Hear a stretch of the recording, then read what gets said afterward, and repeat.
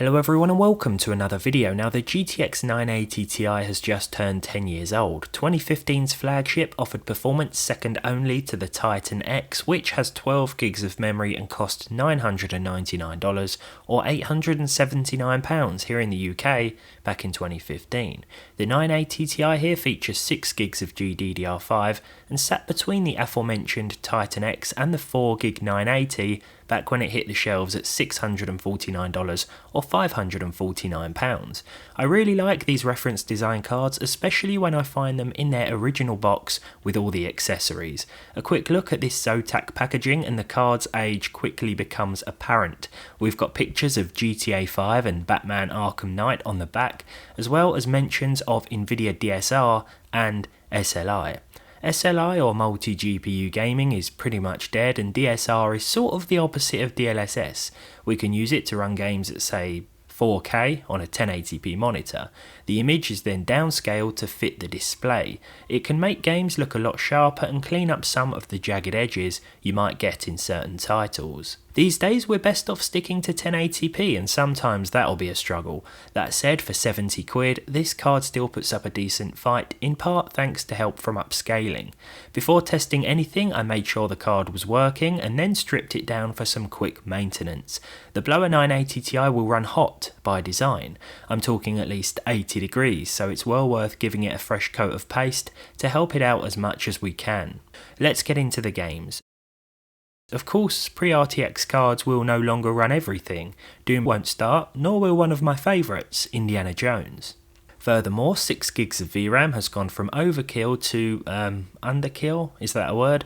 Don't get me wrong, there were times in this video when it was absolutely fine, but Oblivion Remastered, to name just one example, started off with about 50 FPS and then turned into a juddery mess once it had used up all of the available memory. This took no more than 20 seconds? But let's focus on the good times, because there are still plenty to be had with the 980 Ti, which at the time of upload is still supported by the latest game-ready driver, version 580.88.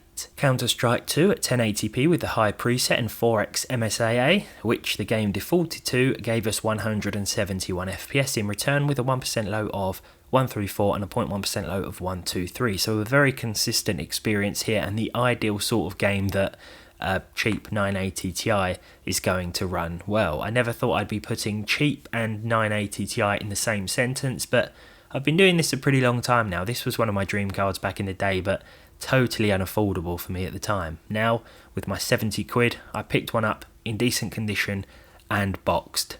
Not too bad. GTA 5 Enhanced next. This is a bit different from the original version of the game featured on the back of the box, but at 1080p with a high preset and TAA enabled, we saw 109 frames per second overall, with a 1% low of 84 and a 0.1% low of 78. So again, a very consistent experience here, and it's nice to see that even the enhanced version of the game will run well on this card. If we use the very high preset, then performance is going to drop to between 60 and 70, with some dips below 60 FPS.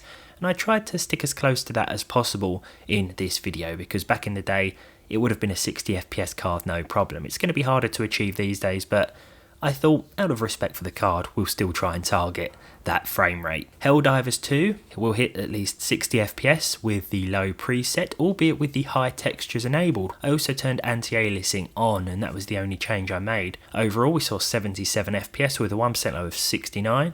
Nice, and a 0.1% low of 65, so again a pretty smooth experience overall, and the 6 gig 980 Ti is doing okay.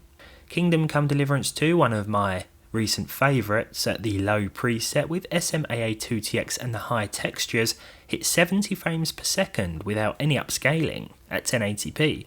The 1% low was 60 FPS and the 0.1% low was 56 FPS, so again, really can't complain at the consistency of the game. This despite us having just 6 gigs of VRAM here. Usually texture settings are one of the first things you want to turn down if you are limited on VRAM, but here it was absolutely fine. Baldur's Gate 3 up next at 1080p with the medium preset and TAA for 70 FPS.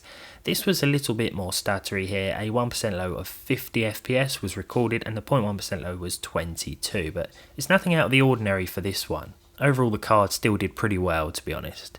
Clair Obscur Expedition 33 at 1080p with a low preset required TSR in order to run with at least 30 frames per second. I had to turn this down to 50%. I don't think there's any way of hitting 60 FPS here unless we make some pretty huge visual sacrifices in terms of resolution upscaling, which I didn't want to do, so we're going to have to settle for 49 FPS on average here, a 1% low of 37 and a 0.1% low of 33. It was still playable in my opinion. This is coming from someone who's spent a lot of their gaming life at 30 FPS, so it feels fine to me, but any lower than this in terms of the resolution scaling and it's going to start to look unpleasant on the eyes, or a bit more unpleasant, depending on how you feel about 50% as it is. Marvel Rivals was more demanding than I thought for the 980 Ti. Along with the low preset, we had to enable TSR balanced mode and set the AA to medium for at least 60 FPS constantly. This gave us an average of 76, a 1% low of 60 and a 0.1% low of 52. So once we had the settings figured out, everything was pretty smooth. Red Dead Redemption 2 with the ultra textures next for 59 FPS, that's quite annoying. I was hoping this average would come back at 60. I think the ultra textures were probably a bit much for this card. We also set everything else to medium and the geometry and grass level of detail sliders were both turned way up. So perhaps we could have done with dropping those a little bit, but along with TAA medium, 59 FPS overall, 1% low of 49 and a 0.1% low of 46. So pretty smooth overall, despite what may not be the most sensible settings for this one. Cyberpunk 2077 at 1080p with the low preset next and the medium textures along with high crowds. I've paired this with an i7-12700F, so the high crowd setting is no problem here.